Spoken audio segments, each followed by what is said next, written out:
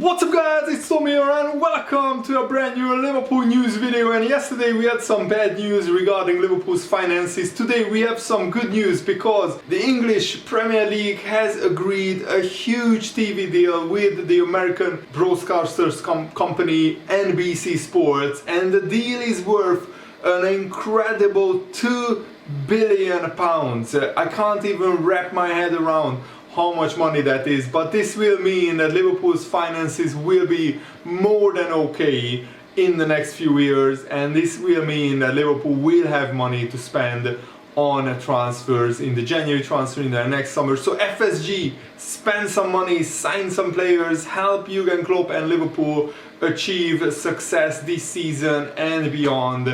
And let me know who do you think Liverpool should sign in the January transfer window. I think we should sign somebody who is similar to Diogo Jota, in a young striker or young attacker who can play in multiple positions, who can come in straight away and hit the ground running and help Liverpool achieve great things. I would love to have Dusan Vlahovic from Fiorentina. I think he's a terrific striker.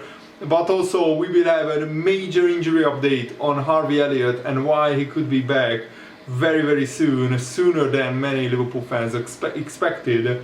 But first let's talk about this TV deal. So this update comes from The Athletic, and the publication is noting that the agreement that the Premier League just agreed with this American broadcaster company more than doubles the previous deal, and also lower league clubs will benefit from this. The Premier League agreed this new 6-year TV deal, which is worth more than £2 billion. That is $2.7 billion, which is well over double the previous deal, and this deal will run until 2028. It covers all 380 matches throughout the season, and also includes Spanish Premier League coverage. And this just shows how much money is in American broadcasting and American sports broadcasting, because for one American company to agree such a deal is absolutely incredible and outrageous, and it will benefit not just the Premier League clubs but lower league clubs as well. So these deals will enable the Premier League to invest £1.6 billion of broadcast revenue outside of the Premier League to lower league and non-league clubs in the coming years, the grassroots game and the communities, continuing the Premier League's support for all levels of the English game. And it was announced earlier that an extra £20 million will be paid to third and fourth division clubs, that is the EFL League 1 and League 2 clubs, this season. And a new package of £5 million extra will support clubs in the top 3 National League divisions until 2025. And given the financial damage of the pandemic, this is a major financial boost to the English game and a much needed boost. And clubs like Bury, who went out of existence and had to come back into the 9th tier of English football, I think, or the 8th tier, and they have to fight and get promoted from there. And clubs like Derby County, who went into administration this season. Wayne Rooney is their manager, and they are in a very big financial difficulties. This will help all these kind of clubs, and hopefully this will also prevent other clubs from going out of existence. And because Liverpool had pretty frugal transfer windows lately, this could mean that Liverpool have an even bigger budget to work with at the next available opportunity, which is the January transfer window, and also next summer. And I think Liverpool have some major transfer targets: Jeremy Doku, Jude Bellingham, Vlahovic, and all these kind of players. I would love to see Jeremy Doku come in January, but he has been out injured for Rennes. He hasn't been playing this season like hardly at all, so he's not ready to right away come in. And Bellingham, of course, would be a huge transfer, but I think that would pay for itself, because Bellingham is only like 21 years old, so, and he's perfectly made for Liverpool, and Steven Gerrard was his idol as well. So I will keep you updated, but this will actually boost Liverpool's chances of bringing in new talent in the January transfer window, because we know that our financial future is pretty much sorted with this TV deal. and other leagues don't have these incredible TV deals like the Premier League. So the Premier League will attract even more and even better players from all across Europe, from the Bundesliga, Serie A, French League, even the Spanish League. I think they don't have as much money as the Premier League. And Ben Dinnery, who is on Twitter an expert on players' injuries and recoveries, has explained how Harvey Elliott could return to Liverpool and to playing for Liverpool sooner than many fans expected, because many fans feared that Harvey Elliott's season will be over when he got injured.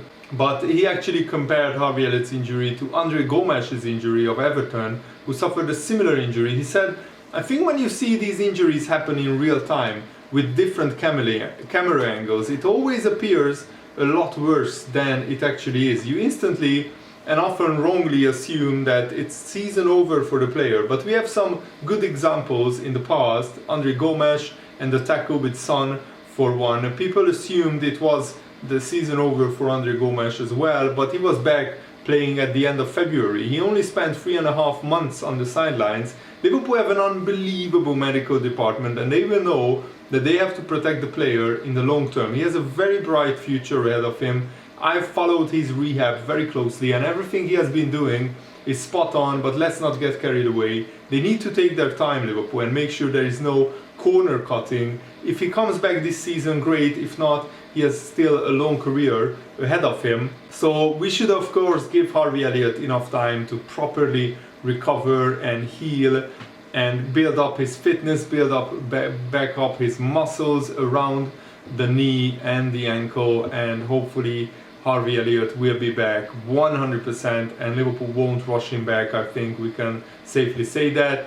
Of course, we are a little bit short in midfield right now, but hopefully soon players like Henderson and Naby Keita and Curtis Jones will come back from their injuries, and that release the pressure on Harvey Elliott to come back as soon as possible. Andy Robertson was forced off with a tight hamstring for Scotland, and it was reported that he was a doubt to face Arsenal. But Jurgen Klopp has confirmed Robertson's withdrawal and substitution was more of a precaution. And also Jurgen Klopp confirmed that Sadio Mane is in contention to face Arsenal, so that's a big boost because Firmino is out injured still. Henderson also has a chance of being available tomorrow evening against Arsenal, as the injury that forced him off against San Marino is not serious. So probably Liverpool won't put all of these like slightly injured players or just recovered players into the starting lineup, but we will put them on the bench. I expect Mane to start because I don't think we have a really good backup left winger, but maybe Henderson won't be rushed back. Maybe it will be Thiago and Fabinho and Oxlade-Chamberlain to start. We will see. But the good news is that James Milner and Naby Keita will resume training next week, and Curtis Jones and Harvey Elliott are longer term injuries. Curtis Jones will be back probably 2 or 3 weeks, maybe a month after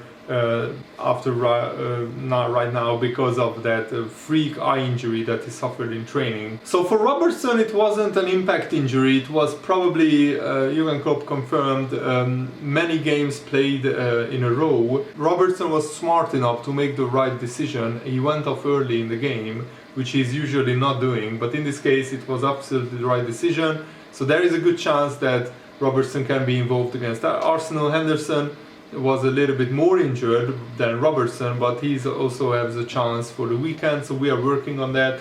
Jurgen Klopp said. He also said it's not a serious injury for Henderson, but in this short period of time we have to see if he's ready for Saturday. But after that it's 100% he's ready. Sadio is fine. He had a painful rib injury, but he's fine. Joe Gomez is still not available. Just to give it, we will just give it a little bit more time. It was clear he will need a few weeks, and that's still the case. But in a good place actually. Naby Keita and James Milner are in a good way as well, getting closer to full fitness. So probably next week they will start training. And good news that Liverpool already won the group, so we can basically not risk any players against Porto, and we will probably rotate a little bit, but not too much. And Phil Thompson, the Liverpool legend who lifted 2 Champions League trophies, has suggested Liverpool's best midfield is Henderson, Fabinho and James Milner. That's the best functioning midfield right now. Let me know if you agree with that or not. I think it's Fabinho, Naby Keita and probably James Milner or maybe Thiago, but we didn't see them play too often together. But this is what Phil Thompson said. The best functional 3 at the moment, if they are fit, if you get the likes of Milner, Henderson on both sides of Fabinho in the center, because Fabinho does get that protection to the back 2 and the energy of the other 2 midfielders can go about. They can set patterns, they can start closing down people. I always feel at the moment that's Liverpool's best 3 midfielders. You would be amazed because you are saying no Thiago in there. I don't think he dictates things from what I've seen of him at Liverpool. It takes him maybe 5 or 6 games because before he's actually up to speed when he comes back in games. And that's the problem with Thiago. He didn't really have a run of games where he was fit and available and a run of games where he started. So that's what he needs to do. He needs to come into the Liverpool side and play a run of games, and hopefully then we will see the world-class Thiago that was at Bayern Munich. And that's it for today's video. I have to wrap it up because I'm attending my grandpa's funeral. It's today, this afternoon, so it's a really sad day, but I still wanted to get this video out for you guys, so I hope that you guys appreciate it. Thanks for watching, have a nice day. See you later guys, goodbye.